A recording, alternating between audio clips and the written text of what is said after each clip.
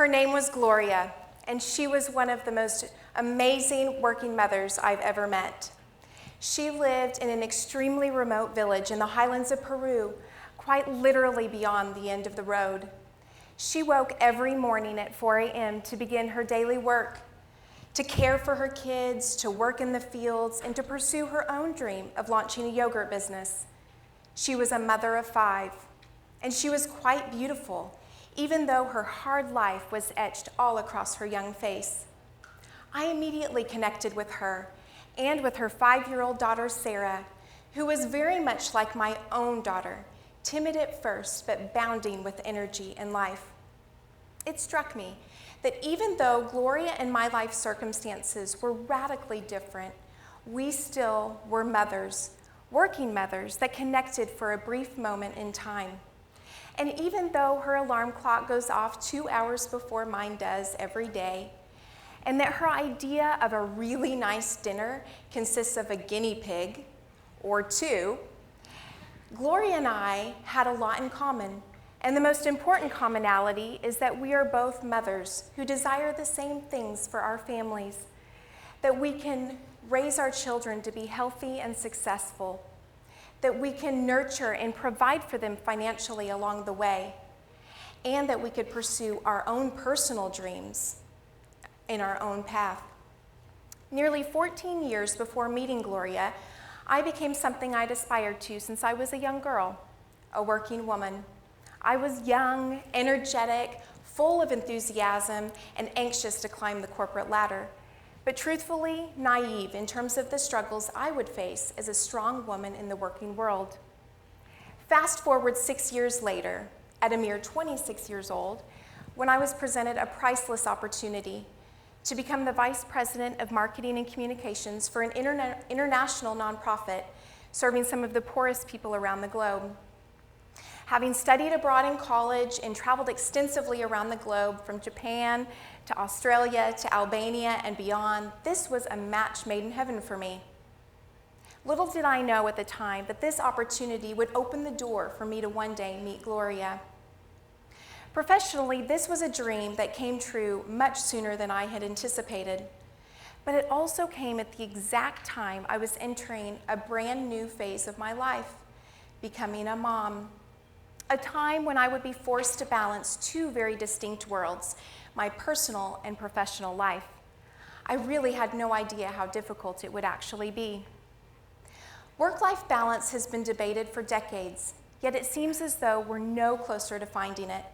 In fact, it's almost as common a topic of conversation as what we're planning to have for dinner. And this age-old debate leaves no one untouched, because finding the balance between the pressures of working outside the home alongside being a full-time mom or dad, or being a full-time student for that matter, whether you work 20 or 60 hours a week, or if you have 3 children like I do, or 5 children like Gloria, we all struggle to balance this together. But what is balance exactly? Wouldn't it be a simpler problem to solve if it could be an upgrade to life, like an upsize to our fast food meal? Or if it were a box we could check off an application, or an app we could download on our iPhone? Our lives have become increasingly busier, more demanding, and more reliant on entertainment and technology. It often seems impossible to unplug. Even worse, we live in a Pinterest-inspired culture that sends the message that our lives, our homes, and our kids can and should be picture perfect. Social media only perpetuates this myth and this lie of perfection. To admit, online especially, to a seemingly overwhelmed, chaotic, imbalanced life would shatter this illusion that we have it all together. If you were to take a look at my Facebook cover photo, you would likely think we were the picture-perfect family, with the spotless home, the perfectly obedient children, and the expertly cooked gourmet meals.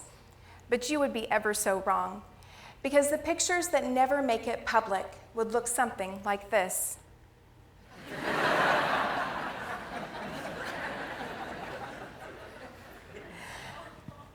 Believing the lie that everyone else has it all together is unrealistic.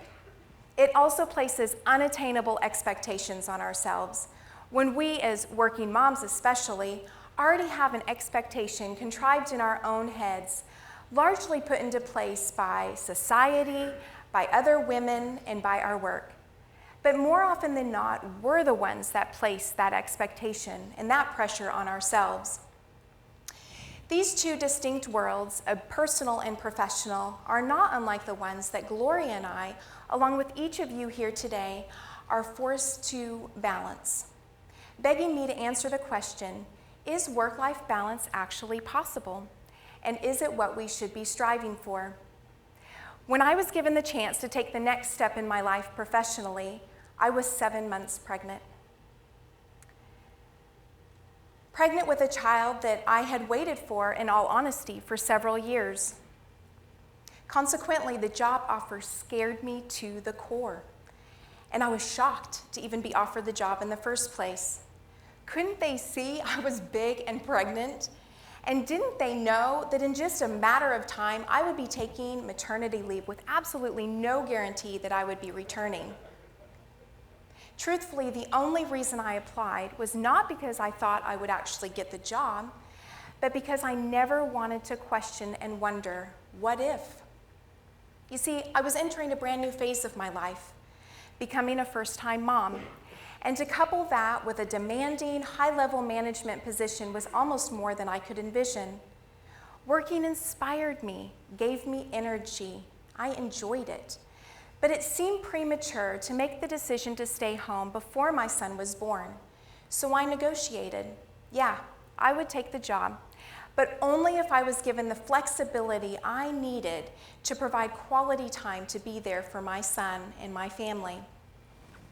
I was supported, thankfully, because I had a female boss, the president of our nonprofit, who took a chance on me, saw potential, and mentored me along the way. So just a few months later, I joined the ranks as a working mom, along with 50% of the rest of the women in the United States today. And I felt this often. None more so than when my son was 6 months old and I boarded a plane for 10 days to Guatemala for work. I cried every day.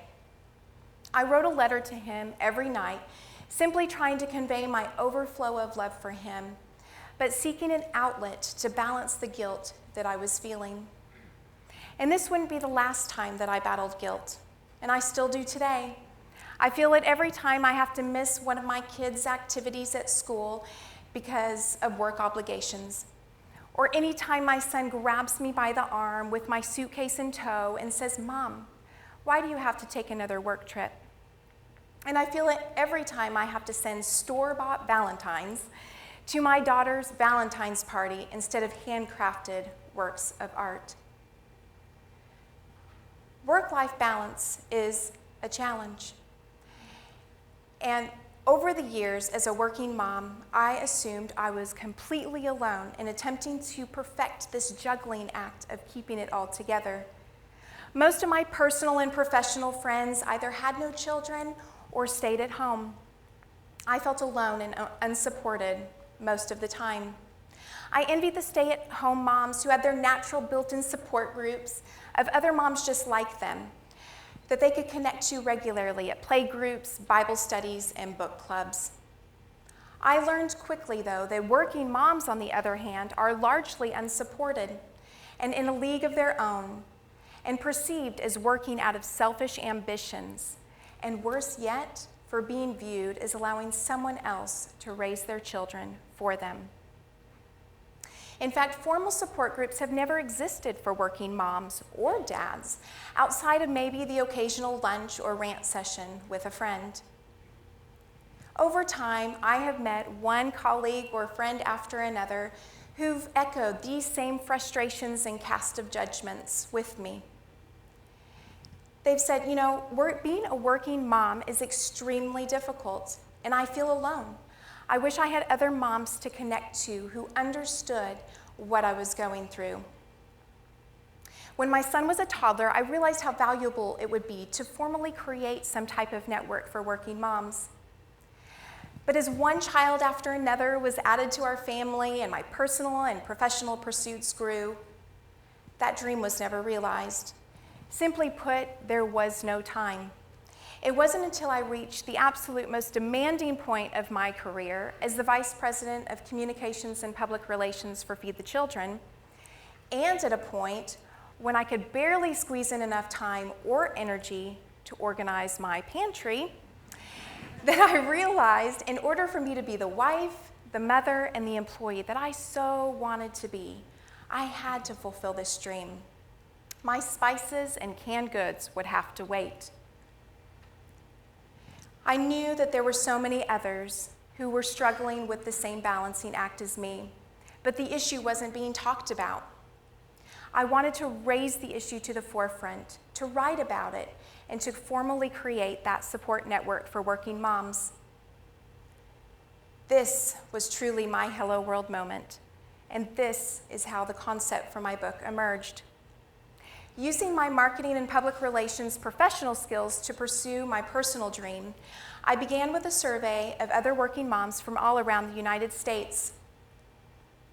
The results from that survey were telling, startling at times, but also reassuring. I heard from the young mothers who were just beginning their careers with little ones in tow and big bags under their eyes from very little sleep. And I heard from the older mothers who had already bid their children farewell, but had decades of priceless knowledge and experience under their belts. Nearly 67% of them told me that they battled guilt, but an even greater percentage of them indicated that they work because it fulfills them as a woman, and that they value being a positive role model for their own sons and daughters. Many spoke about the harsh realities of balancing both worlds, and that the need to, quote unquote, do it all is not possible without sacrificing something along the way. Surprisingly though, nearly 70% said they do believe work-life balance is possible. They themselves just have yet to achieve it on their own. Now, men aren't isolated in this reality either. Close to 4 out of 10 men in the workforce say that their work interferes with their ability to provide quality time for their families and their children. I don't know about you. I might even want a show of hands. But as a child, the teeter-totter was what I enjoyed most on the playground. Who else joins me in this? Who else liked the teeter-totter? Forget the monkey bars, the slides, the swings. It was the teeter-totter that I enjoyed the most. And I don't know if it was the constant up and down motion. Maybe it was the butterflies it gave me in my stomach. Or perhaps it was the innate desire to just achieve balance. But whatever it was, I learned very early on that I couldn't ever achieve the balance on the teeter-totter alone. It always took a friend to help me. And sometimes I was flying up high on top of the world, or so it seemed, where other times I was down low, my knees bent, ready to push back up to the top again. Our lives are no different. Just like with the teeter-totter, it's not possible to be fully balanced, at least not for long anyway. And in life, there will be days or hours where we have to focus on one area over another. Where some days our our family priorities are on the upside, where we feel at the top of our game. In other instances where work obligations and other commitments will have to tip the scale. But there's no reason to assume your life is out of balance simply because your teeter-totter is leaning in one direction over another. In fact, your teeter-totter will help you seek that balance. For most in life, balance is difficult to come by, and it's important that we attempt to seek that balance together, understanding that we're not alone in this. As the ancient proverb goes, a rolling stone grows no moss. And in life, we have to focus on not growing that moss in our lives. I argue if work-life balance were achieved, we would actually find ourselves at a standstill, at a place of supposed perfection, and at a place of stagnation, not learning or growing from our choices along the way. Instead, we have got to focus on three main areas to help us achieve that balance on our teeter-totter of life. First, we need to be at peace with where we are today. Forgive yourself for the chaotic, imbalanced moments of your life and let it go. We place the majority of the pressure on ourselves. But your balanced life is not what others say it is. And as much as society attempts to sell us the lie, perfection is not a quality to be achieved. If you're a mom and working outside the home is what's best for you and your family, and it fulfills you, then do it. And don't apologize for those decisions. Same holds true wherever you are in your life today.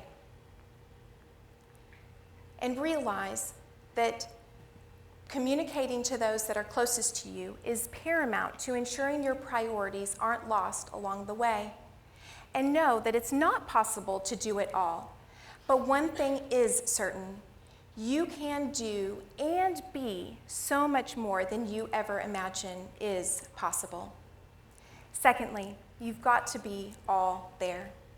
And by that I mean be present in the today, in the moment. If you don't pay attention, your teeter-totter friend will hop off and cause you to land with a serious thud. It's easy to fall off a balanced life when you allow distractions to surround you and will you fill your time with unimportant tasks. Sometimes that means putting away the phone, ignoring social media, stop Snapchatting. Instead, we need to focus more on the quality of how we spend our time and less on the amount of time. For instance, if I only have 2 hours in my evening to spend with my kids, I'm going to make them the best dang hours I've got. I'm going to be all there. You are given one life, so choose that path wisely and take control over what you can. Then let the rest do just that, rest. The final step in achieving equilibrium in your life is naming someone to be your teeter-totter partner. Now, most of us were taught to pull up our bootstraps and achieve success on our own accord, but in all reality, that's not possible. Just as a child, I wasn't able to master the balance of the teeter-totter on my own, so in life, we are not able to master the balance on our own. Instead, we need to identify people in our lives that will help us point it out to us when our teeter-totter of life is leaning in one direction too long over another. And these balancing partners can be obvious. It can be a spouse, a best friend, maybe a mentor. In other instances, though, our balancing partners are less evident and may not be someone that are close to you. Even though my interaction with Gloria was ever so brief, probably no more than an hour or two in my life, she centered me, gave me perspective to the fact that I'm not in this alone, and that we as working moms and dads need to give each other a break and support each other, even though we may be worlds apart. Occasionally, though, our balancing partners will hop off and knock us to the ground. Life is a give and take, and the key is ensuring that our work, our personal interests, and other commitments don't break that equilibrium. And realize that whether or not you are cognizant of it here today, you are a balancing partner to someone else. Embrace the opportunity to equalize someone in your own life. Be a listening ear. Share where you've been, what you've learned along the way. And don't be uncomfortable in pointing out when their life is losing focus. And most of all, ignore the pull for perfection. And allow your life to be what's best for you and not what looks picture perfect to someone else. Simply put, be at peace, be all there, and find your balancing partner. Now, hop on your teeter-totter of life and enjoy the ride. Thank you.